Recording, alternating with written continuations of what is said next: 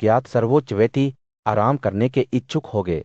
सर्वशेष उनके शंख के रूप में कार्य करता था और वह गहराई की छाती पर सो गया जब न पांडवों के अस्थायी शिविर पर एक गर्म नालगी चमक छोड़ते हुए सूरज अभी जंगल में डूबने लगा था।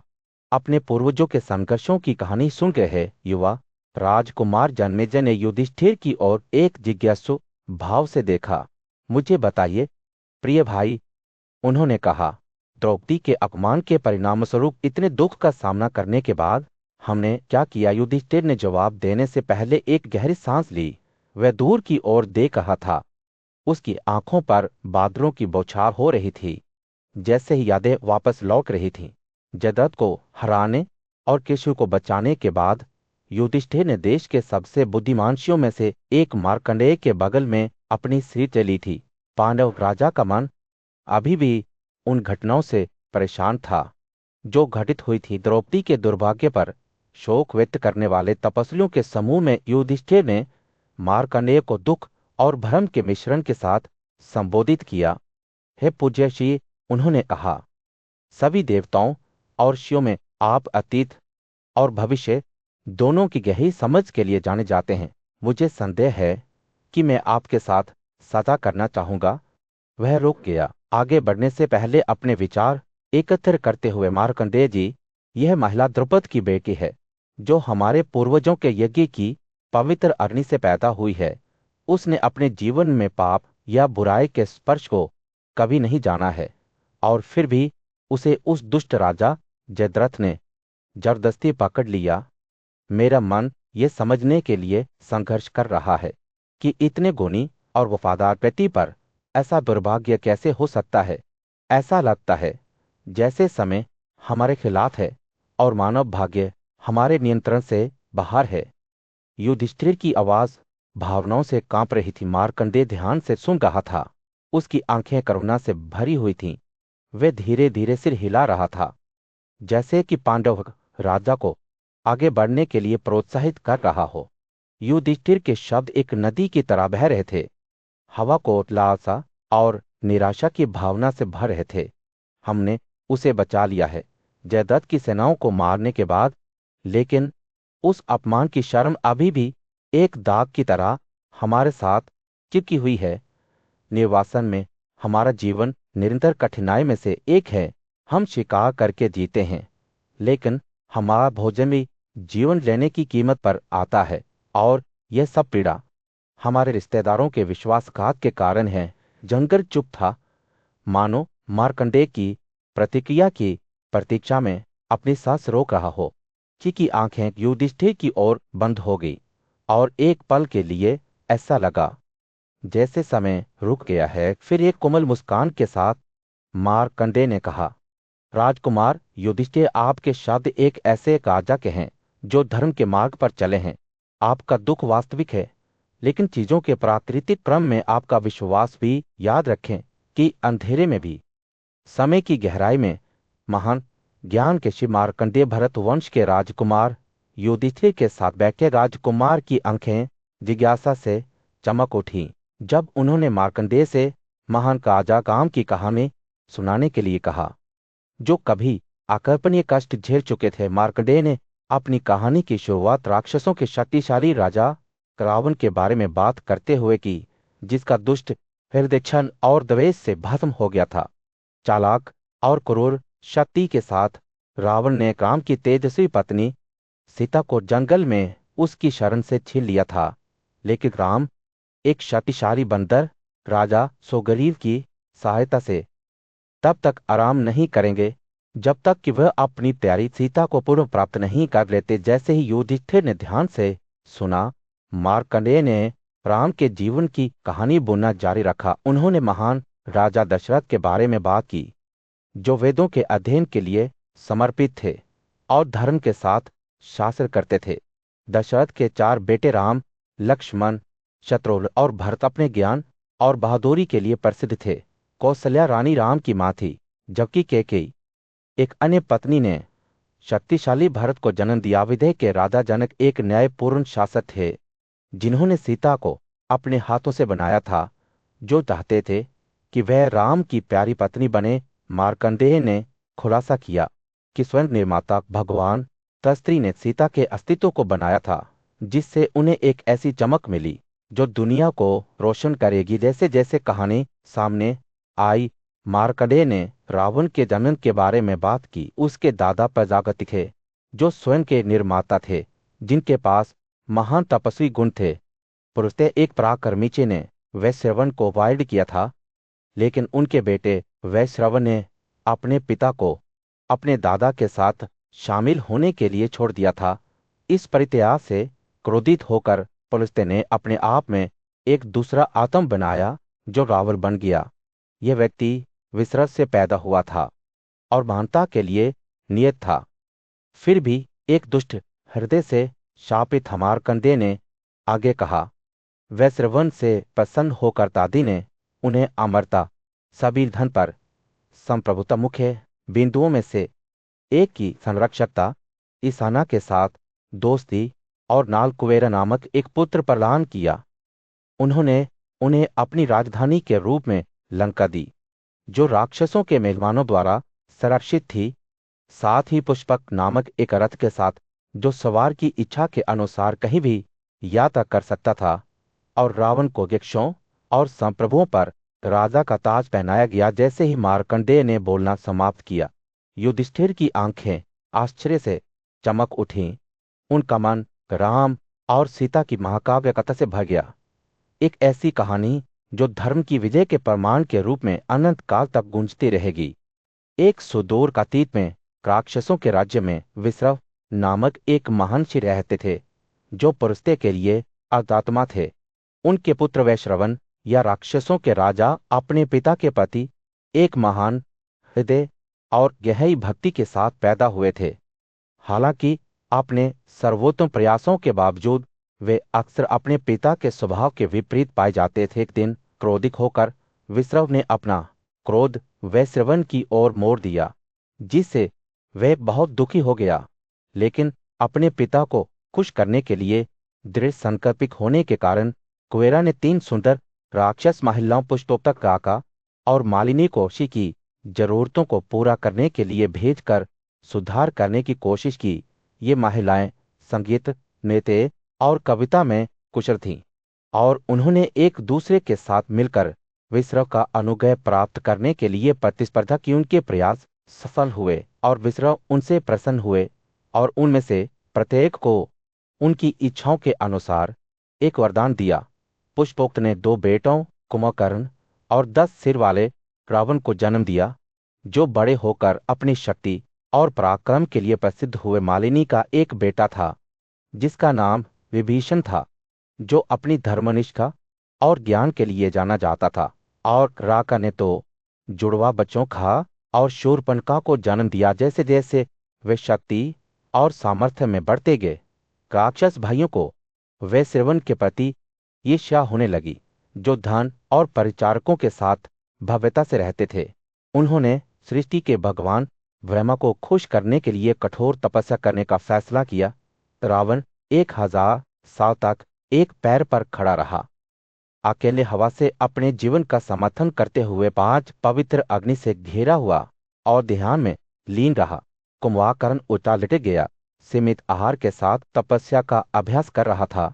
विभीषण उपवास करता था, केवल सूखे पत्तों पर रहता था और गहरे चिंतन में लगा रहता था। उनकी तपस्या इतनी कठोर थी कि ब्रह्मा स्वयं उनकी भक्ति से प्रसन्न होकर उनके सामने प्रकट हुए।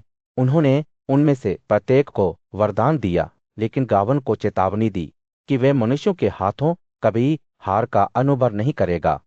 हालांकि यह वरदान एक चेतावनी के साथ आया, मनुष्यों को छोड़कर रावण युद्ध में अजय होगा। जैसे ही वे अपनी तपस्या से उभरे, राक्षस भाई ब्रह्मा के आशीर्वाद से परिवर्तित हो गए। उनके शरीर को उनके पूर्व गौरव में बहाल कर दिया गया और उन्होंने अपनी इच्छानुसार किसी भी रूप को धारण करने की शक्ति प्राप्त की। अपनी नई क्षमताओं के साथ वे दुनिया को जीतने के लिए निकल पड़े। अब पहले से कहीं अधिक शक्तिशाली रावण ने देवताओं और दैत्यों पर हमला किया और उनसे उनकी बहुमूल्य संपत्ति छीन ली।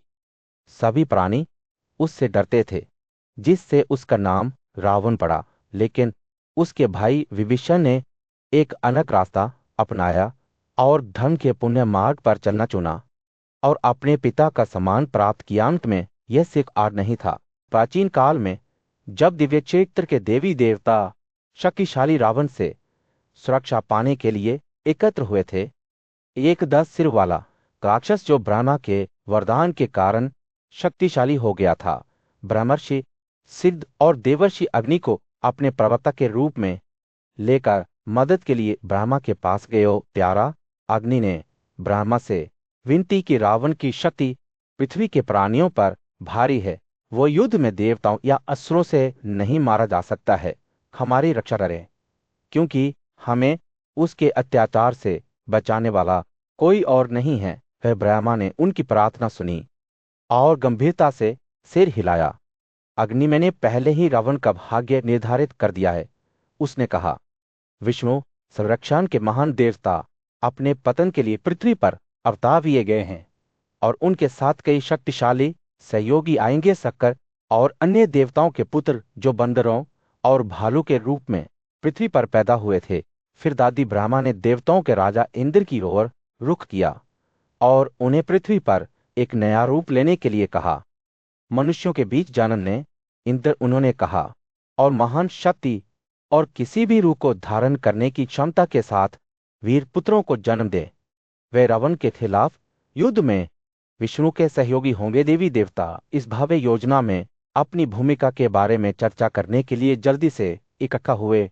वरदान देने वाले देवता ब्रह्मा ने दुंदुभी नामक एक गंधर्वी को बुलाया, जो पृथ्वी पर कुबड़ वाले मंथार के रूप में पैदा हुई थी। अपनी चालाकी और छल से वह रावण के दुश्मनों के बीच झगड़ा करती थी। जैसे जैसे देवताओं ने अपने नए रूप धारण किए, उन्होंने शकर और बंदरों और भालू की अन्य पत्नियों के साथ शक्तिशाली पुत्रों को जन्म दिया। ये संतान शक्ति और प्रसिद्धि में अपने सर के बराबर थे, जो पहाड़ की चोटियों को विभाजित करने और पत्थरों और पेड़ों को हथियार के रूप में चलाने में सक्षम थे। उनके शरीर जिद्दी थे और उनके पास बड़ी ताकत और युद्ध कौशल था। ब्रह्मांड के आराध्य निर्माता ब्रह्मा ने यह सब निर्धारित किया था और एक अंतिम निर्देश के साथ उन्होंने मंथर को रावण के दुश्मनों के बीच झगड़े भड़काने के अपने मिशन पर भेजा। अपनी त्वरित बुद्धि और चालाकी से वह कला बोएगी और 10 सिर वाले राक्षस के खिलाफ विष्णु की महान लड़ाई का मार्ग प्रशस्त करेगी। जैसे ही देवताओं ने मनुष्यों की दुनिया में उतरने की तैयारी की, वे आशा और दृढ़ संकल्प से भर गए, क्योंकि इस भव्य नाटक में वे जानते थे कि उनका भाग्य रावण के साथ जुड़ा हुआ है। अच्छाई और बुराई, प्रकाश और अंधेरे के बीच की लड़ाई जल्द ही मानव भाग्य के मंच पर सामने आएगी। अयोध्या के बुद्धिमान और न्यायपूर्ण शासक राजा दशरथ के दरबार में एक भव्य समारोह होने वाला था। राजा के सबसे बड़े बेटे राम को राजकुमार राज प्रतिनिधि का ताज पहनाया जा रहा था, जो राज्य के इतिहास में एक नए युग का प्रतीक था। हस्तिनापुर के बुद्धिमान राजा युधिष्ठिर ने एक पूज्य ऋषि मार्कंडेय से राम के जन्म और उनके आसन्न राज्याभिषेक की कहानी सुनाने का अनुरोध किया था। मार्कंडेय ने राम के जन्म के समय राजा की खुशी का वर्णन करते हुए शुरुआत की और बताया कि कैसे वह एक प्रतिभाशाली और साहसी राजकुमार के रूप में बड़े हुए। जैसे जैसे राम मर्दानगी के करीब पहुंचे, उन्होंने ज्ञान और बहादुरी में अपने पिता को पीछे छोड़ दिया। अपने बेटे पर गर्व करने वाले दशरथ ने फैसला किया कि यह उनके लिए एक राज्य पर शासन करने की जिम्मेदारियों को संभालने का समय है। जैसे ही राजा राम को राजकुमार राज्य प्रतिनिधि के रूप में स्थापित करने की तैयारी कर रहा था, उसकी दूसरी पत्नी केकई चिंतित हो गई। उसे लंबे समय से उसके पति द्वारा एक वरदान का वादा किया गया था और अब उसे उस पर दावा करने का अवसर देखा। उसकी वफादार नौकरानी मंत्रा उसके कान में फुसफुसाया। राजा की पहली पत्नी कौशल्या के प्रति अपनी महत्वाकांक्षा और ईर्ष्या को बढ़ावा दिया। केकई एक आकर्षक मुस्कान के साथ दशरथ के पास गया और उसे अपने वादे की याद दिलाई। केकई के प्रति उसके प्रेम से अंधे राजा ने उसे बिना किसी हिचकिचाहट के वरदान दे दिया। उसने अनुरोध किया कि राम को 14 साल के लिए दंडक के जंगल में निर्वासित किया जाए और उनके बेटे भरत को राजकुमार राज्य प्रतिनिधि का ताज पहनाया जाए। केकी के शब्दों को सुनकर दशरथ हैरान और अवाक रह गए। उन्हें पता था कि यह एक क्रूर और अन्यायपूर्ण माल थी, लेकिन उसके लिए उनके प्यार और उसके क्रोध के डर ने उन्हें मना करने से रोक दिया। हालांकि राम ने अपने पिता की पीड़ा को महसूस करते हुए राजा के वचन का सम्मान करने का फैसला किया और निर्वासन में चले गए। जैसे ही राम ने अपने वफादार भाई लक्ष्मण और अपनी प्यारी पत्नी सीता के साथ जंगल में प्रवेश किया, दशरथ ने अराजकता में एक राज्य को छोड़कर इस दुनिया को छोड़ दिया। केकी ने अपना लक्ष्य हासिल करने के बाद भरत के सामने अपने कार्यों को सही ठहराने की कोशिश की, लेकिन वो नाराज हो गया और अपने परिवार के पतन के लिए क्रोयाबत राम को अयोध्या वापस लाने के लिए दृढ़ संकल्पित ऋषियों और नागरिकों सहित हजारों लोगों के साथ एक लंबी यात्रा पर निकले। अंत में उन्होंने राम को चित्रकूट के पहाड़ों में बहते हुए पाया, जहां राजकुमार ने तपस्वी जीवन अपनाया था। हालांकि राम ने अपने पिता की बातों को बाध्यकारी बताते हुए लौटने से इनकार कर दिया। वह अयोध्या लौट आए, राम के स्थान पर शासन करते हुए अपने भाई की सैदल अपने अगाव की याद दिलाने के लिए रखते हुए। इस बीच राम और लक्ष्मण ने कई चुनौतियों और खतरों का सामना करते हुए जंगल में अपना जीवन जारी रखा। अंततः उनका सामना एक राक्षस महिला शूर्पणखा से हुआ, जिसे राम ने विकृत कर दिया था। शूर्पणखा लंका भाग गई, जहां राक्षसों के क्षेत्र में मार्कंडेय ने अपने श्रोताओं को चालाक और छल की एक कहानी सुनाई। कहा जाता था कि एक कुशल वक्ता मारीचा ने 10 से वाले गाजा का रावण का अपने आश्रम में बहुत सम्मान और आतिथ्य के साथ स्वागत किया था। जब वे एक साथ बैठे तो मारीचा ने देखा कि रावण का रंग एक अप्राकृतिक रंग ले रहा था और उसने पूछा कि क्या राज्य में सब कुछ ठीक है। क्रोध और अपमान से परेशान होकर रावण ने मारीचा को अयोध्या से निर्वासित किए गए पराक्रमी राजकुमार राम की कहानी सुनाई। उसने राम के खिलाफ उठाए जाने वाले कदमों के बारे में बताया, लेकिन मारीचा ने उसे आगाह करते हुए कहा, तुझे राम को उकसाना नहीं चाहिए, क्योंकि मुझे उसकी ताकत पता है। क्या कोई ऐसा व्यक्ति है जो अपने तीरों की प्रेरणा को सहन करने में सक्षम है? रावण का क्रोध स्पष्ट था, क्योंकि उसने मारीचा को फटकार लगाए और धमकी दी कि अगर उसने उसके आदेश का पालन नहीं किया तो उसे मार दिया जाएगा। मारीचा ने यह महसूस करते हुए कि मृत्यु अपरिहार्य थी, रावण की इच्छाओं का पालन करने का फैसला किया। वह राम की समर्पित पत्नी सीता को पकड़ने की अपनी योजना में राजा की मदद करने के लिए सहमत हो गया। रावण ने मारीचा को सुनहरे सींग और त्वचा वाले हिरण का आकार लेने का निर्देश दिया और सीता को राम को दूर भेजने के लिए लुभाने के लिए जब वह शिकार यात्रा पर गया, भारी मन से मारीचा ने रावण के पीछे राम और लक्ष्मण के आश्रम तक पीछा किया। वे दोनों भेष बदल गए, रावण तपस्वी बन गया और मारीचा हिरण में बदल गई। योजना के अनुसार मारीचा अपने नए रूप में सीता के सामने प्रकट हुई और उसने धोखे से अनजान काम को हिरण का शिकार करने के लिए भेज दिया। राम उसे खुश करने के लिए उत्सुक हिरण के पीछे चला गया। लक्ष्मण को सीता की रक्षा करने के लिए पीछे छोड़ दिया। जैसे ही राम ने हिरण का पीछा किया, वह थकने लगा, लेकिन वह उससे बचता रहा। अंत में राम को पता चला कि हिरण वास्तव में भेष में मारीचा था और एक तेज तीर से उसने राक्षस को मार डाला। मरते हुए मारीचा की पीड़ा की आवाज सीता के कानों तक पहुंच गई और वह अपने वफादार भाई लक्ष्मण पर भी संदेह करने लगी। अपने घर और उलझन में सीता जोर से रोने लगी। लक्ष्मण को उसके प्रति उसके कथित इरादों के लिए कठोरता से फटकार लगाने लगी। लक्ष्मण अपने भाई के प्रति समर्पित उसके शब्दों के लिए अपने कान बंद कर लिया और काम का पीछा करने लगा। इस बीच रावण, जो अभी भी एक सन्यासी के रूप में प्रचंड था, सीता के सामने प्रकट हुआ। उसका दिल दुष्टता से ग्रस्त था। उसने अपने वास्तविक रूप राक्षसों के बीच एक बैल को प्रकट किया और गुनी राजकुमारी को प्रलोभन के शब्द बोले सीता उसके होंठ क्रोध से कांप रहे थे। उसने रावण की प्रकृति को अस्वीकार करते हुए कहा, स्वर्ग का तहखाना अपने सभी सितारों के साथ नीचे गिर सकता है, पृथ्वी खुद टुकड़ों में टूट सकती है, आग खुद बनकर अपनी प्रकृति को बदल सकती है। भारत के प्राचीन जंगलों में जटायु नामक एक वीर गिद्ध रहता था। वह संपत्ति का गर्भाशय भाई था और उसका पिता कोई और नहीं बल्कि अर्जुन था। जटायु राजा दशरथ का करीबी दोस्त था और यह बड़ी निष्ठा के साथ था कि वह राक्षस की राजकुमारी सीता को राक्षसों के शक्तिशाली राजा रावण के चंगुल से बचाने के लिए दौड़ा। जैसे ही रावण ने सीता को अपनी गोद में देखा, जटायु के क्रोध की कोई सीमा नहीं रह गई। उसने रावण को अपनी तलवारों से मारा, उसे अपने पंखों और चोंचों से मारा, जिससे राक्षस के शरीर से प्रचुर मात्रा में खून बहने लगा। लेकिन जटायु के बहादुर प्रयासों के बावजूद रावण बहुत शक्तिशाली साबित हुआ। गिद्ध के 2 पंखों को तलवार से काट दिया। जैसे ही सीता को रावण ले गया, बुद्धिमान राजकुमारी ने अपने आभूषणों को जहां भी तपस्वियों या झील, नदी या तालाब का आश्रय देखा, वहां फेंक दिया।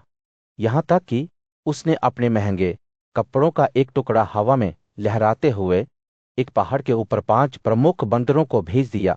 रावण जल्द ही अपने शहर लंका पहुंच गया, जो ऊंची दीवारों से घिरा हुआ था और जिसे स्वयं विश्वकृत ने बनाया था। इस बीच राम ने बड़े हेम को मार डाला और अपने कदम पीछे किए और रास्ते में अपने भाई लक्ष्मण को पाया।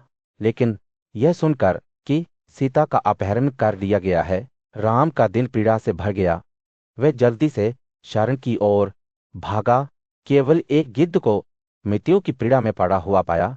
उसे राक्षस होने का संदेह करते हुए राम ने अपना धनुष निकाला, लेकिन गिद्ध ने खुद को दशरथ के मित्र जटायु के रूप में प्रकट किया। जटायु ने राम से कहा कि वह सीता के लिए रावण द्वारा पराजित किया गया था और राक्षस उसे दक्षिण की ओर ले गया था। भारी मन से राम जटायु के अंतिम संस्कार करते थे।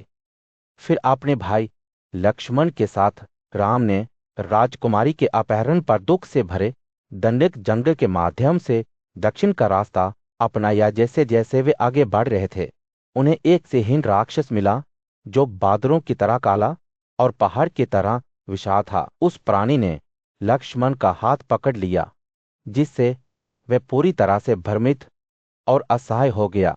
राम हालांकि अडिग रहे और अपने भाई को राक्षस का दाहिना हाथ काटने का निर्देश दिया, जबकि वह उसका बायां हाथ काट देगा। जैसे ही उन्होंने राक्षस को मारा, उसके शरीर से एक दिव्य व्यक्ति निकला। उसने अपना परिचय विश्वासु एक गंधर्व के रूप में दिया, जिसे एक ब्राह्मण ने राक्षस का रूप और प्रकृति लेने के लिए शाप दिया था।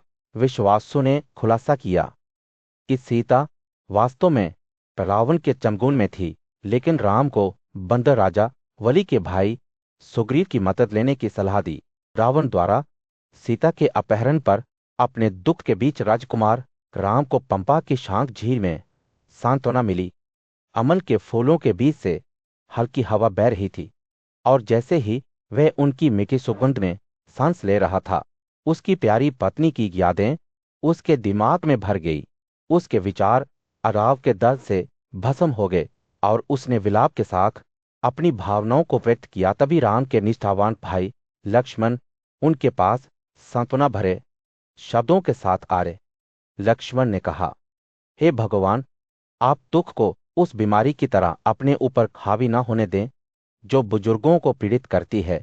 आपको रावण और सीता के ठिकाने की खबर मिली है। अब कार्रवाई करने का समय आ गया है। आइए हम बंदरों के राजा सुग्रीव को ढूंढें, जो पर्वत की चोटी पर रहता है। उसकी मदद से हम सीता को मुक्त कर सकते हैं और अपने परिवार का गौरव बढ़ा सकते हैं। लक्ष्मण के शब्दों को सुनकर राम का दुख कम होने लगा। वे दोनों मिलकर पंपा के पानी में नहाने लगे और शिमुका की ओर जाने से पहले अपने पूर्वजों को प्रसाद चढ़ाने लगे। जैसे ही वे आगे बढ़े, उनका सामना एक पर्वत की चोटी पर 5 बंदरों से हुआ। जिन्हें खुद सुग्रीव ने उन्हें लेने के लिए भेजा था। बुद्धिमान और शक्तिशाली बंदर हनुमान को संदेशवाहक के रूप में भेजा गया था। शिमुख पहुंचने पर राम और लक्ष्मण सुग्रीव से मिले और उनके नेता ने तुरंत उनके साथ गठबंधन किया। सुग्रीव ने राम को बताया कि सीता ने कपड़े का एक टुकड़ा छोड़ दिया था जब वह रावण द्वारा ले जाया जा रहा था। अपनी पहचान के बारे में आश्वस्त होकर राम ने सुग्रीव को अपने भाई वली से अपने राज्य को पुनः प्राप्त करने में मदद करने का संकल्प लिया, जिसने इससे हड़प लिया था। भाइयों की समझ पर मोहर लग गई जब वे वली के साथ युद्ध की तैयारी कर रहे थे। जैसे ही वे किष्किंधे के पास पहुंचे, घाटी में एक जोरदार गर्जना गूंज उठी और वली उनका सामना करने के लिए उभरा। हालांकि वह अपनी पत्नी तारा के शब्दों पर हिचकिचा रहा था, जिसने उसे चेतावनी दी कि सुग्रीव के सहयोगी बहुत शक्तिशाली थे। विचलित हुए बिना राम और सुग्रीव ने युद्ध में भाग लिया। उनकी मुट्ठी और किलें लड़ाई में बंद हो गई। दोनों भाई आपस में भिड़ गए। एक दूसरे के प्रहारों से उनके शरीर क्षतिग्रस्त हो गए, लेकिन दोनों में से कोई भी हाथ नहीं उठा सका। हनुमान ने हस्तक्षेप किया।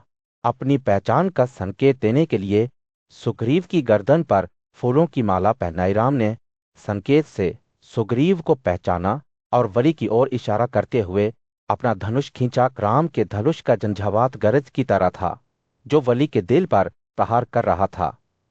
जैसे ही वह डर से कांप रहा था, तारा ने अपने स्वामी को उसके सामने सजदा करते हुए देखा। वली के हारने के बाद सुग्रीव ने अपना राज्य फिर से हासिल कर लिया और सीता आखिरकार पहुंच में थी। इस बीच सीता लंका के शहर की दीवारों के भीतर कैद में फंसी हुई थी। रावण ने उसे अशोक के जंगल के बीच एक शानदार निवास पे रखा था, लेकिन वह थी घने अशोक के जंगल के बीच में, जहां पेड़ हवा में एक दूसरे को गुप्त बातें सुना रहे थे। एक दुखी सीता एक पत्थर पर बैठी हुई थी। उसकी आंखें बारिश में गिरने वाले दो कमल के फूलों की तरह झुकी हुई थी। उसके एक समय के सुंदर बाल अब एक साधारण गांठ में बंधे हुए थे और उसने अपनी कलाई पर केवल एक ही गहना पहना था, जो उसके पीछे छोड़े गए जीवन की एक मार्मिक याद दिलाता था। विदेह की पवित्र राजकुमारी लगातार रोती रही। उसकी पलकें शरतु के पत्तों की तरह अपने पतले ढांचे को हिलाती रहीं। जैसे ही वह वहां बैठी अपने दुख में खो गई, राक्षसों का राजा रावण छाया से बाहर निकला। उसकी आंखें इच्छा से प्रज्वलित एक साफ रात में सितारों की तरह चमक उठी। जब वह सीता की उपस्थिति के पास पहुंचा, उसके दिव्य वस्त्रों और सुंदर विशेषताओं के बावजूद रत्नों से सजी बालियों और एक सुंदर माला से अलंकृत सीता को उसके सामने केवल एक राक्षस दिखाई दिया। सीता से बात करते हुए रावण के शब्द मधुर मिठास से भर आए। हे नाजुक अंगों वाली महिला, आपने अपने स्वामी के लिए बहुत अधिक सम्मान दिखाया है। मुझ पर दया करें। प्रतीक्षा में इन नौकरानियों द्वारा आपके व्यक्ति को सुशोभित किया जाए। उसने उसे धन और शक्ति के जार की पेशकश की, यह वादा करते हुए कि वह उसकी कई पत्नियों में से रानी होगी। लेकिन सीता ने अपनी चापलूसी के माध्यम से एक सटीक स्पष्ट धारा की तरह देखा। उसकी आवाज भावनाओं से कांप रही थी। सीता ने रावण को जवाब दिया, हे राक्षसों के राजा, यह बहुत दुर्भाग्यपूर्ण है कि मैं आपके द्वारा कहे गए ऐसे गंभीर शब्दों को सुनने के लिए बाध्य हूं। धन्य है आपका दिन मुझसे दूर हो जाए। उसने उसे एक पुआर से भी कम माना। उसके शब्द सर्दियों की हवा की तरह चुभ रहे थे। रावण अस्वीकार किए जाने के बावजूद अभी भी सुस्त है। उसकी आंखें इच्छा से जल रही हैं। जैसे ही सीता रोई और अपने चेहरे को अपने कपड़ों से ढक लिया, उसकी लंबी वेणी जमीन पर गिर गई, जैसे कि एक काला सांप अंडरब्रश के माध्यम से फिसल रहा था। त्रिजाता राक्षसों में से एक महिला जो उसकी देखभाल कर रही थी ने सीता को सांत्वना दी, लेकिन वह कोमल स्पर्श भी राजकुमारी के टूटे हुए दिल को शांत नहीं कर सका। अभी भी इच्छा से ग्रस्त रावण ने सीता को एक बार फिर संबोधित किया, मैं आपके पास नहीं जाऊंगा क्योंकि आप अनिच्छुक हैं। मैं आपके साथ क्या कर सकता हूं? जो अभी भी राम के लिए सम्मान महसूस करता है, जो केवल एक इंसान है और इसलिए एक हमारा भोजन है। उसे शब्द क्रूरता से टपक गए, लेकिन वह भी अपने पति के प्रति सीता की भक्ति की गहराई देख सकता था। अंत में सीता को आखिरी बार देखने के बाद रावण हवा में गायब हो गया। राजकुमारी को राक्षसों से घेर लिया और इसलिए सीता जंगल में बसती रही। उसका दुख एक स्पष्ट बात थी जो उस पर एक काले बादल की तरह लटक गई। हालांकि त्रिजाता और अन्य राक्षस महिलाओं ने उसकी दयालुता से देखभाल की, सीता का दिल दुख से भारी था और उसके दिल पर भारी बोझ था। रोह के पुत्र प्रसिद्ध राम मलयावत पहाड़ी के ऊपर बैठे बादल रहित रात में साफ नीले आकाश को देख रहे थे। ठंडी हवा में लीली और कमल के फूलों की मीठी खुशबू थी, जिससे उन्हें अपनी प्यारी सीता की याद आ रही थी, जो अभी भी राक्षस रावण के निवास में कैद थी। राम का दिल दुख से दर्द कर रहा था, क्योंकि वह उसकी पीड़ा के बारे में सोच रहा था। उसने अपने भाई लक्ष्मण को पुकारा, जाओ, मेरे प्यारे भाई बंदरों के राजा सुग्रीव को ढूंढो और उससे सीता के ठिकाने के बारे में पूछो। मैंने उसे सिंहासन पर बिठाया है और वो मेरे प्रति वफादार है, लेकिन ऐसा लगता है कि वह कामुक सुख में लिप्त है और सीता को खोजने में मेरी मदद करने की अपनी प्रतिज्ञा को भूल गया है। राम के शब्द निराशा और हताशा से भरे हुए थे। लक्ष्मण अपने सुंदर धनुष और तीरों के साथ किष्किंधे की ओर बढ़े। वह बिना किसी चुनौती के शहर में प्रवेश किया और बंदर राजा सुग्रीव ने उनका गर्मजोशी से स्वागत किया। लक्ष्मण ने सुग्रीव को राम की बातों के बारे में बताया और सुग्रीव ने ध्यान से सुना। उनकी आंखें उदासी और दृढ़ संकल्प के मिश्रण से भरी हुई थीं। हे लक्ष्मण, मैं दुष्ट या कृतज्ञ नहीं हूं, सुग्रीव ने कहा। मैंने सीता को खोजने के लिए सभी दिशाओं में मेहनती बंदरों को भेजा है। वे 1 महीने के भीतर वापस आ जाएंगे और मैं वादा करता हूं कि आप बहुत खुशी की खबर सुनेंगे। सुग्रीव के शब्द आश्वस्त कर रहे थे, लेकिन राम अभी भी संदेह कर रहे थे। लक्ष्मण सुग्रीव के साथ मलयावत पहाड़ी पर राम के पास लौटे और उन्हें सीता को खोजने के प्रयासों के बारे में बताया। हजारों बंदर प्रमुख पृथ्वी के 3/4 हिस्से की खोज करने के बाद लौटने लगे, लेकिन उन्हें सीता के ठिकाने की कोई खबर नहीं थी। हालांकि एक उम्मीद की किरण तब दिखाई दी जब कई बंदर दक्षिण से अपने रोमांच की कहानियों के साथ मधोन नामक बड़े बगीचे में लौटे। वे सीता की खोज कर रहे थे और रास्ते में उन्हें कई बाधाओं का सामना करना पड़ा था। सुग्रीव ने अनुमान लगाया कि इसका मतलब था कि उन्होंने उसे ढूंढ लिया होगा और उन्होंने राम को अपने संदेह से अवगत कराया। राम का दिल खुशी से उछल पड़ा जब उसे एहसास हुआ कि सीता जीवित है। उसने अपना धनुष और कंपाकपी उठाई और बंदरों को संबोधित करते हुए कहा, क्या तुम सफल हो गए हो? क्या तुम मुझे जीवन दोगी? पवन के बेटे हनुमान ने जवाब दिया, हे राम, मैं तुम्हें शुभ समाचार लाता हूं। जनक की बेटी को मैंने देखा है। हनुमान ने कहानी सुनाई कि कैसे उन्होंने अपने साथियों के साथ दक्षिणी क्षेत्र की खोज की, एक बड़ी गुफा में प्रवेश किया और एक सुंदर पहल देखा। वे प्रभावती नाम की एक महिला तपस्वी से मिले, जिसने उन्हें खाना पीना दिया था। अपनी ताकत हासिल करने के बाद वे उनके द्वारा दिखाए गए रास्ते से आगे बढ़े और अंत में नदी के किनारे पहुंच गए। एक भव्य पहाड़ी पर राम अपने समर्पित बंदर सहयोगियों के साथ बैठे, जो जंगल की हरी भरी हरियाली से घिरे हुए थे। यहीं पर सुग्रीव के कहने पर महान बंदर प्रमुख इकट्ठा होने लगे। वली के ससुर प्रसिद्ध सुसेना 1000 करोड़ सक्रिय बंदरों के साथ पहुंचे। उनके बाद गया और गवक्ष्य प्रत्येक के साथ 100 करोड़ बंदर। गवक्ष्य ने अपनी डरावनी मीन और गोजातीय पूंछ के साथ 60,000 करोड़ बंदरों की अपनी प्रभावशाली सेना का प्रदर्शन किया। इस बीच प्रसिद्ध गंधर्व ने अपने नाम के पहाड़ों से 1 लाख करोड़ बंदरों को इकट्ठा किया। पनस एक बुद्धिमान और शक्तिशाली बंदर ने 52 करोड़ बंदरों को इकट्ठा किया, जबकि दधिमुख ने भयानक कौशल के साथ बंदरों की एक बड़ी सेना को इकट्ठा किया। जाम्बुवन 1 लाख करोड़ काले भालू के साथ, जिनके चेहरे पर तिलक के निशान थे। भी राम के काम में शामिल हो गए। वह उत्साह से भरी हुई थी, क्योंकि ये और कई अन्य बंदर प्रमुख अनगिनत संख्या में राम की सहायता के लिए पहुंचे। उनके विशाल शरीर पहाड़ की चोटियों की तरह परिदृश्य के ऊपर ऊंचे थे, जबकि कुछ हिस्सों से मिलते जुलते थे। यह शरद बादल के रंग के थे। कुछ आकाश में ऊंचे उठे, अन्य नीचे गिर गए, क्या पर काट दिए या धूल बिखरे हुए थे, क्योंकि वे विभिन्न दिशाओं से एक साथ इकट्ठा हो रहे थे। जैसे ही बंदरों की सेना एकत्र हुई, सुग्रीव ने उन्हें पहाड़ी पर डेरा डालने का आदेश दिया। राम लक्ष्मण के साथ और बंदरों के प्रमुखों से घिरे हुए एक भाग्यशाली नक्षत्र के नीचे एक शुभ क्षण में निकल पड़े। अवन देवता के पुत्र हनुमान ने मेजबान की गाड़ी का नेतृत्व किया, जबकि नीरज लक्ष्मण ने पीछे की रक्षा की। पत्थरों और साल और ताल के पेड़ों से लैस विशाल सेना दूर तक फैले मती के एक विशाल खेत की तरह थी। जैसे ही वे अपने उद्देश्य को प्राप्त करने के लिए आगे बढ़े, नन और नीला अंगद कत मेदाद्रिवेद और अन्य शक्तिशाली बंदरों ने राम की सेना को घालाफरों, जड़ों, पानी, शहद और मांस से भरपूर विस्तृत क्षेत्रों, घाटियों को पार करने के बाद बंदर मेजबान अंततः खारे समुद्र के तट पर पहुंच गया।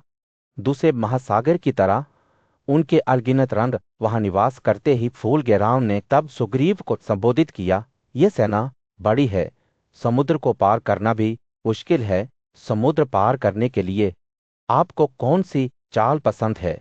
कई बंदरों ने घमंड किया कि वे समुद्र पार कर सकते हैं, लेकिन राम को पता था कि यह असंभव है। कुछ ने नाव या रथ का उपयोग करने का सुझाव दिया, लेकिन राम ने उन सभी को सुलझा लिया और कहा, हम इन साधनों का उपयोग नहीं कर सकते। समुद्र 100 योजना चौड़ा है और हमारे पास पर्याप्त नावें नहीं हैं। राम ने मदद के लिए महासागर से प्रार्थना करने का फैसला किया। वह लाख के साथ समुद्र तट पर कुछ घास के बिस्तर पर लेट गए, एक हरे भरे जंगल के बीच, जहां फल और जड़ों से लदे पेड़ सभी के लिए जीविका प्रदान करते थे। राजा राम की सेनाएं बस गई थीं।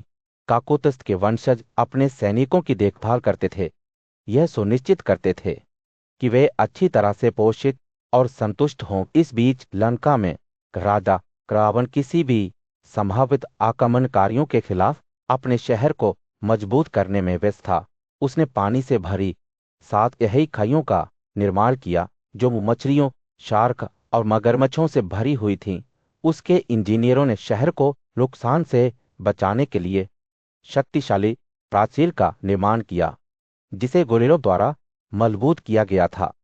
रावण के योद्धा घातक उपकरणों के वर्गीकरण से लैस थे।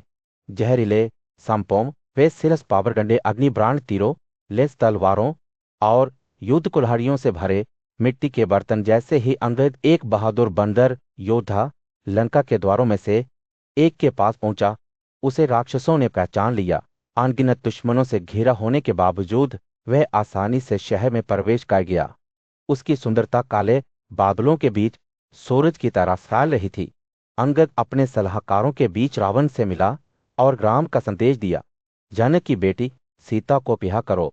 अगर तुम ऐसा नहीं करते हो तो मैं अपने तीखे तीरों से पृथ्वी को सभी राक्षसों से मुक्त कर दूंगा। इन अपमानजनक शब्दों से क्रोधित होकर रावण क्रोधित हो गया।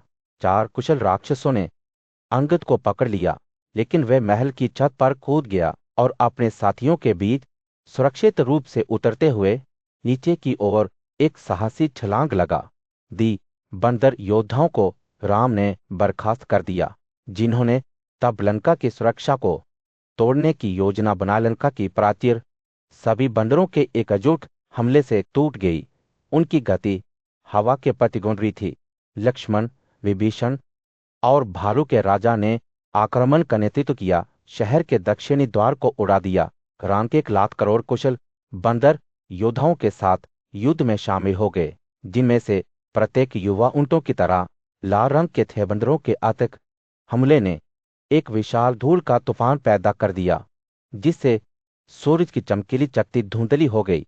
लंका के नागरिक विस्मय से देख रहे थे कि उनके शहर की दीवारें पीली हो गई हैं, जो विभिन्न रंगों के बंदरों से ढकी हुई हैं, धान के कान के रूप में पीला, शीर्षा के फूलों के रूप में भूरा उगते, सूरज के रूप में लाल और सन या भांग के रूप में सफेद राक्षस अपनी पत्नियों और बुजुर्गों के साथ इस दृश्य से चकित थे। बंदर योद्धा भव्य महलों में घुस के गुलेलों को तोड़ दिया और शहर की सड़कों पर पत्थर फेंक दिए। जैसे जैसे लड़ाई तेज होती गई, सैकड़ों हजारों राक्षस जो अपनी इच्छानुसार किसी भी रूप को धारण करने में सक्षम थे, अपने राजा की रक्षा के लिए उहरे रात में भटकने वालों ने बंदरों पर तीर फेंके, जिससे उन्हें दीवार छोड़ने के लिए मजबूर होना पड़ा। कई बंदर प्रमुख प्राचीर से गिर गए, भाले से कुचले गए, जबकि कई राक्षस गिरने वाले स्तंभों और प्रवेश द्वारों के नीचे कुचल दिए गए। बंदर और राक्षस सूर्य ने युद्ध के मैदान में मार्कंडेय की आंखों के सामने फैली अराजकता पर एक सुनहरा प्रकाश डाला। एक दुर्जय योद्धा प्रहस्ता एक शक्तिशाली चिल्लाहट के साथ विभीषण की ओर बढ़ा। उसकी गदा तैयार थी। जब दोनों दुश्मन भिड़ गए तो हवा तनाव से भरी हुई थी, लेकिन विभीषण दृढ़ रहा। उसका ज्ञान और शक्ति हिमावत के प्राचीन पहाड़ों की तरह अटूट थी। शक्तिशाली सशस्त्र विभीषण ने 100 घंटियों से अलंकृत एक भाला उठाया, जिसमें पवित्र मंत्रों का समावेश था जो ऊर्जा से खिलवाड़ कर रहे थे। एक तेज और घातक गति के साथ उन्होंने प्रहस्त के सिर पर भाला फेंका। प्रभाव की शक्ति गरज की तरह थी, जिससे प्रहस्त की खोपड़ी टूट गई और उनका शरीर जमीन पर गिर गया। मार्कंडेय ने विस्मय से देखा कि प्रहस्त स्थिर पड़ा हुआ था। उनका एक समय का शक्तिशाली ढांचा अब हवा से तबाह हुए पेड़ की तरह टूट गया था। उनके नेता के अचानक चले जाने से धूम्रक्ष की सेना में सदमे की लहर दौड़ गई। काला योद्धा लापरवाही से बंदर मेजबान की ओर भागा। उसके सैनिक भयानक मियाँ लिए काले बादलों की तरह आगे बढ़ रहे थे, लेकिन पवन का बेटा हनुमान दृढ़ खड़ा था। उसकी आंखें दृढ़ संकल्प के साथ चमक रही थीं। जैसे ही बंदर लड़खड़ाते गए, हनुमान आगे बढ़ते गए। उनकी विशाल संरचना और भयंकर गर्जना उनके दुश्मनों के दिलों में डर पैदा कर रही थी। युद्ध तेज हो गया, जिसमें योद्धाओं का तीर और क्रोध के उन्माद में टकराव हुआ। धूम्रक्ष ने बंदर के मेजबान पर अंगों वाले डंडों की बौछारें छोड़ दी, लेकिन हनुमान ने कठोर क्रूरता से मुकाबला किया। दोनों टाइटन्स ने एक दूसरे पर वार किया। उनकी ताकत और गति केवल महान इंद्र और प्रहलाद के दिनों में बराबरी पर थी। क्रोध के विस्फोट में हनुमान ने धूम्रक्ष को मार डाला, अपने रथ को तोड़ दिया और उसे जमीन पर गिरा दी। हनुमान की जीत से उत्साहित बंदर ने साहस के साथ आगे बड़े राक्षसों को परास्त कर दिया गया। वे दहशत में लंका की ओर भाग गए, क्योंकि उनके साथी बाएं और दाएं गिर गए। जब वे अंत में शहर की दीवारों की सुरक्षा में पहुंचे तो उन्होंने रावण को विनाशकारी खबर के बारे में सूचित किया। प्रहरी और धूम्रक्ष शक्तिशाली बंदरों के हाथों गिर गए थे। काले राजा का चेहरा प्रिया से मरोड़ गया, क्योंकि उसने अपने नुकसान का बोझ उठा लिया था। वे जानता था कि कुंभकर्ण के कार्य करने का समय आ गया है। गहरी नींद से अपने भाई को बुलाते हुए रावण ने उसे शांत स्वर में संबोधित किया। कुंभकर्ण, आप वास्तव में भाग्यशाली हैं कि आपको इतना गहरा आराम मिला, लेकिन अब हमारे महान रिश्तेदार मार गए हैं और राम की सेना हम सभी को खा जाने की धमकी दे रही है। भारी मन के साथ रावण ने कुंभकर्ण को निर्देश दिया कि वे अपना कवच पहने और दुशान के छोटे भाइयों वज्रवेग और प्रोमाथन के साथ आक्रमणकारियों के खिलाफ कूच करे। काले राजा के शब्द हवा में ऐसे लटके हुए थे जैसे युद्धग्रस्त भूमि के बीच में कुंभकर्ण भयानक राक्षस शहर से उभरा। उसका विशाल रूप उसकी दृढ़ भावना का प्रमाण था। वह अपने दल के साथ आगे बढ़ा, उन विजेताओं का सामना करने के लिए उत्सुक था जिन्होंने युद्ध की लूट का दावा किया था। जैसे ही वे पास आया, राम के बंदर सैनिकों की सेना दिखाई दी। उनके झंडे हवा में लहराते हुए दिखाई दिए। कुंभकर्ण ने सुमित्र के पुत्र राम को ऊंचा हाथ में झुकते हुए देखा। उनकी आंखें क्षितिज पर टिकी हुई थीं। अपने नेता की उपस्थिति से उत्साहित बंदर योद्धा तेजी से कुंभकर्ण की ओर बढ़े। उन्हें भाले और तीरों के जंगल से घेर लिया। उन्होंने खुद को राक्षस पर फेंक दिया। चारों ओर से प्रहारों की बारिश हो रही थी, लेकिन वह उनके कमजोर प्रयासों पर हंसे। उनकी भूख असंतुष्ट थी। एक गूंगी हुई गर्जना के साथ कुंभकर्ण ने बंदरों के सैनिकों के नेताओं चला चमदाचल और वज्रवाहों को खा लिया। उनकी चीखों की गूंज युद्ध के मैदान में गूंज रही थी। अन्य बंदर दहशत में डर गए। उनके ग्यार की आवाज सुग्रीव तक पहुंच गई, जिन्होंने उन्हें एक भयंकर युद्ध के नारे के साथ एकजुट किया। उन्होंने हाथ में एक साला पेड़ के तने को आगे बढ़ाया और कुंभकर्ण के सिर पर जोरदार प्रहार किया। राक्षस की हंसी गुस्से में बदल गई जब उसने सुग्रीव को पकड़ लिया और उसे शहर की ओर खींच लिया। लेकिन राम और लक्ष्मण विचलित नहीं हुए। सुमित्र का पुत्र आगे बढ़ा, सूर्य के प्रकाश में चमकता हुआ अपना पंखों वाला तीर कुंभकर्ण पर अधिक बल से प्रहार कर रहा था। राक्षस का कवच टूट गया, तीर उसकी छाती में घुस गया और उसने सुग्रीव को अपनी मुट्ठी से छोड़ दिया। क्रोधित कुंभकर्ण ने एक पहाड़ी पत्थर को अपने नए हथियार के रूप में पकड़ लिया और राम की ओर तेज गर्जना करते हुए आगे बढ़े। लेकिन लक्ष्मण ने तुरंत जवाब देते हुए कुंभकर्ण की भुजाओं को धारदार तीरों से काट दिया। फिर भी राक्षस का शरीर फिर से पैदा होता है और वह एक विशाल रूप धारण करता है। उसके कैसे पैर और भुजाएं उसकी दृढ़ जीवन शक्ति का प्रमाण हैं। राम ने निर्भीक होकर ब्रह्मास्त्र का प्रयोग किया और कुंभकर्ण पर उसका दिव्य प्रकोप फैला दिया। राक्षस ने एक गुबी हुई चीखने की आवाज की। जैसे ही दिव्य शक्ति उसके भीतर घुस गई, जिससे वह युद्ध के मैदान में एक निर्जीव समूह में बदल गया। बंदर योद्धा अपनी जीत पर खुश थे, लेकिन युद्ध अभी खत्म नहीं हुआ था। जैसे ही धूल जम गई, दुशान के छोटे भाई वज्रवेग और प्रोमाथ ने राक्षस सैनिकों को एकजुट किया। लक्ष्मण की ओर निरंतर क्रोध के साथ हमला किया, लेकिन सुमित्र का बेटा दृढ़ खड़ा रहा। उसके तीर उन पर तूफान की तरह बरस रहे थे। हनुमान और नल ने भी युद्ध में भाग लिया। सूर्य युद्ध के मैदान में अस्त हो रहा था, जो उस नरसंहार पर एक सुनहरा प्रकाश डाल रहा था जो सामने आया था। मारकंडे के शब्द हवा में लटक गए जब उन्होंने अपने दुश्मनों को हराने के लिए रावण के दृढ़ संकल्प की कहानी सुनाई। राधा का बेटा इंद्रजीत लंबा खड़ा था। उसकी आंखें भयंकर तीव्रता से चमक रही थी। जब वह युद्ध की तैयारी कर रहा था, रावण की आवाज पूरे मैदान में गूंज रही थी। उसके शब्द पेड़ों पर गूंज रहे थे। जब वह अपने बेटे को संबोधित कर रहा था, इंद्रजीत, मेरे दुश्मनों के हत्यारे, तूने सच्चियों के हजार आंखों वाले भगवान को हरा कर मुझे महिमा और प्रसिद्धि दिलाई है। अब मैं तुझे एक नया काम सौंपता हूं। काम सुग्रीव और लक्ष्मण को युद्ध में मार डालो। वे तुम्हारे दुश्मन हैं और ये तुम पर निर्भर है कि तुम उनका पतन करो। इंद्रजीत का चेहरा दृढ़ संकल्प में डूब गया। जब उसने स्वीकृति में अपना से हिलाया, वह जल्दी से अपने रथ पर चढ़ गया। उसके अवध दिन की धुंधली रोशनी में चमक रहे थे।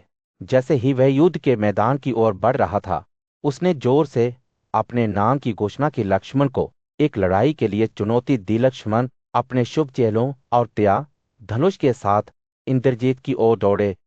दोनों योद्धाओं के एक दूसरे के खिलाफ होने पर स्टील के टकराव की आवाज से हवा भर गई।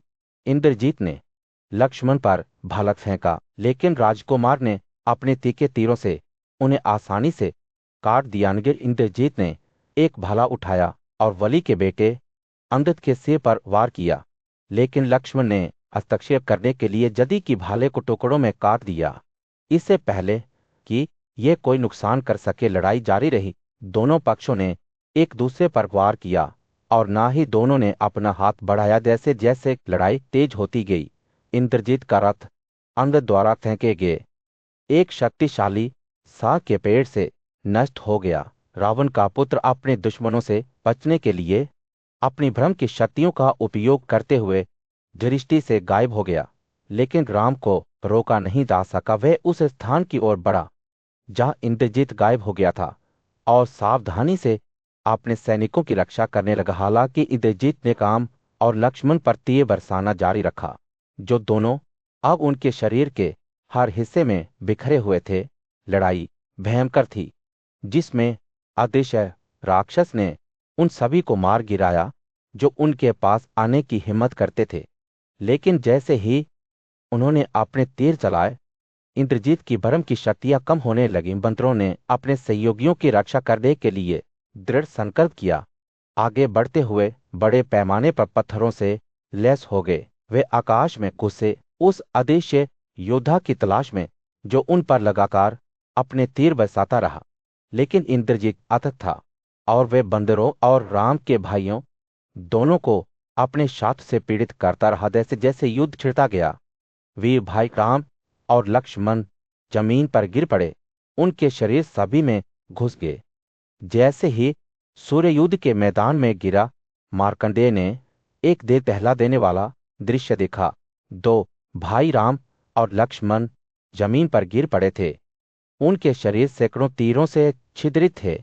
वे एक पिंजरे में फंसे दो बाजों की तरह थे। असहाय और स्थिर बंदरों का राजा सुग्रीव उनके बगल में खड़ा था, अपने वफादार साथियों से घिरा हुआ था। सुशैना, मेंदाद्रविर, कुमोद, अंगद, हनुमान, बेला, तारा और नयन चिंता से देख रहे थे कि उनके दोस्त होश में आने के लिए संघर्ष कर रहे थे। विभीषण, जिसने युद्ध के मैदान के दूसरे हिस्से में सफलता हासिल की थी, जल्द ही घटनास्थल पर पहुंचा और अपने शक्तिशाली हथियार प्रज्ञा का उपयोग करके राम और लक्ष्मण को उनकी असंवेदनशीलता से जगाया। जैसे ही भाइयों ने धीरे धीरे अपनी ताकत हासिल की, सुग्रीव ने सावधानी पूर्वक उनके शरीर से तीर निकाले। उन्होंने दिव्य मंत्रों से भरी विशाल नामक एक शक्तिशाली दवा लगाई, जिससे उनका दर्द और थकान कम हो गई। तीर हटाने के साथ राम और लक्ष्मण अपने पैरों पर खड़े हो गए, जो भी आगे आने वाली चुनौतियों का सामना करने के लिए तैयार थे। विभीषण राम के पास गया, उसके हाथ उसके सम्मान में जोड़े और उसे गोकों के राजा कुबेरा का पवित्र जल भेंट किया। विभीषण ने समझाया कि यह मंत्रमुग्ध जल उन्हें अदृश्य प्राणियों को देखने की शक्ति देगा।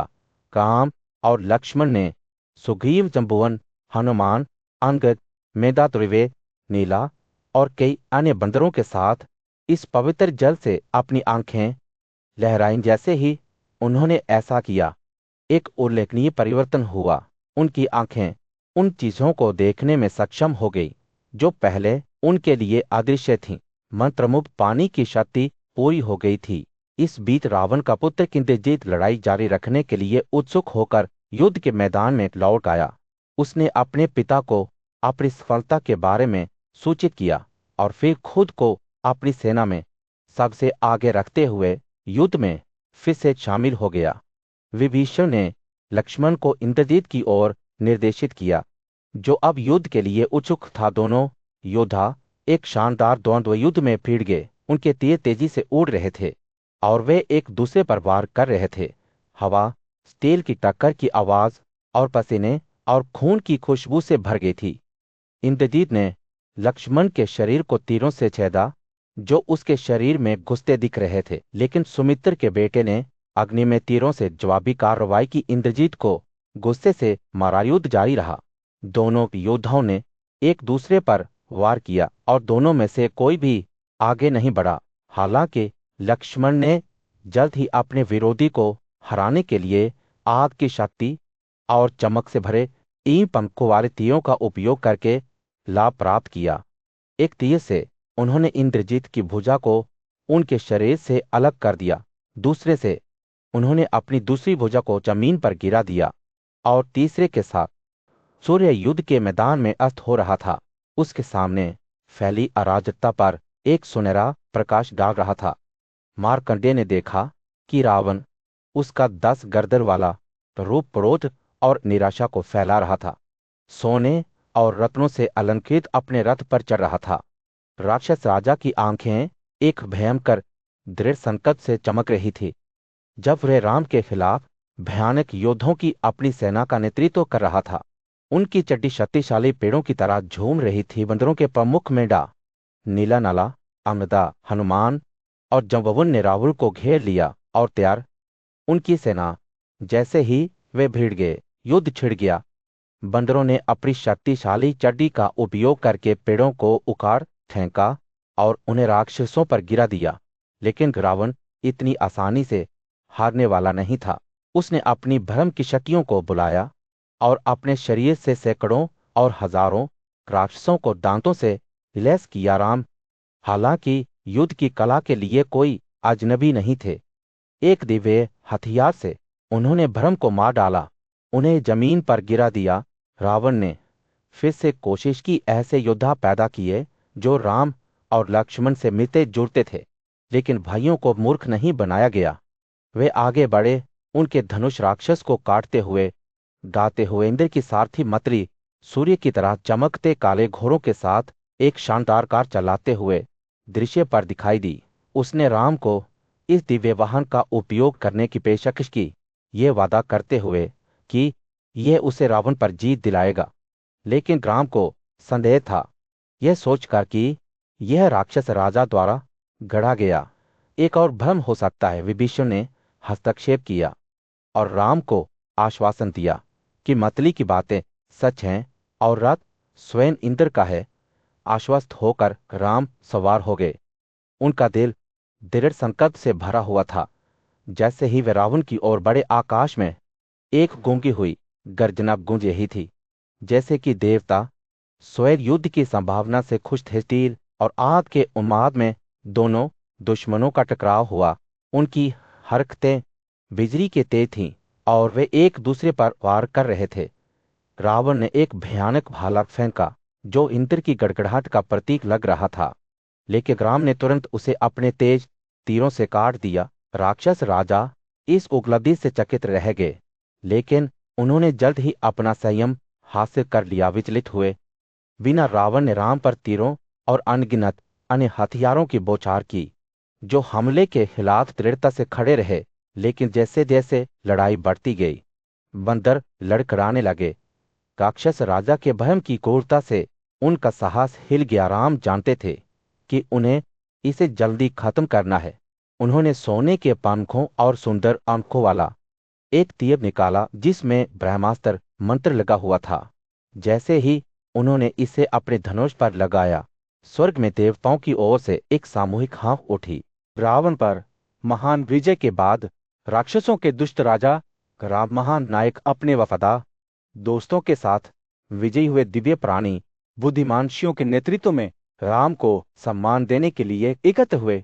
उन्हें न्याय और धार्मिकता के चैंपियन के रूप में सम्मानित किया। जब वे भजनों और प्रसाद के साथ राम की पूजा कर रहे थे तो आकाश खुश लग रहा था, पूरे उत्सव की तरह चमक रहा था।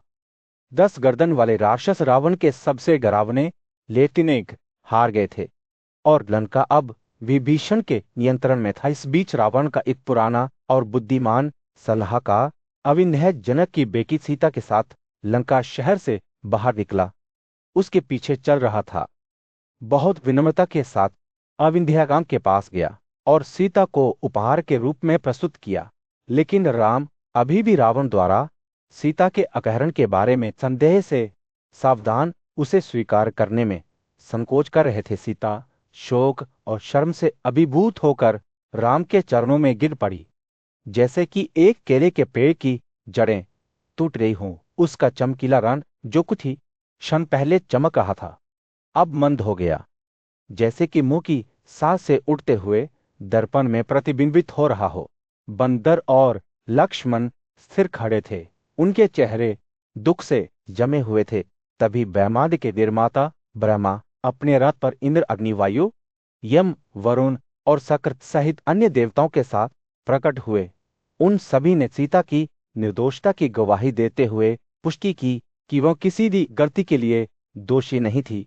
अवन देवता ने घोषणा की, मैं हवा का देवता हूं, मैंने सब कुछ देखा है। मिथिला की राजकुमारी पाप रहित है। देवताओं के शब्द राम के दिल के लिए एक मलम की तरह थे और उन्होंने आखिरकार सीता को अपनी पत्नी के रूप में स्वीकार कर लिया। उनके पिता दशरथ बहुत खुश हुए और उन्होंने राम को अयोध्या लौटने और राज्य पर शासन करने का आशीर्वाद दिया। जैसे ही राम ने खगोलियों को विदाई दी, ब्रह्मा ने उन्हें सभी दुश्मनों के खिलाफ गुणों और अजेयता के दृढ़ पालन का वरदान दिया।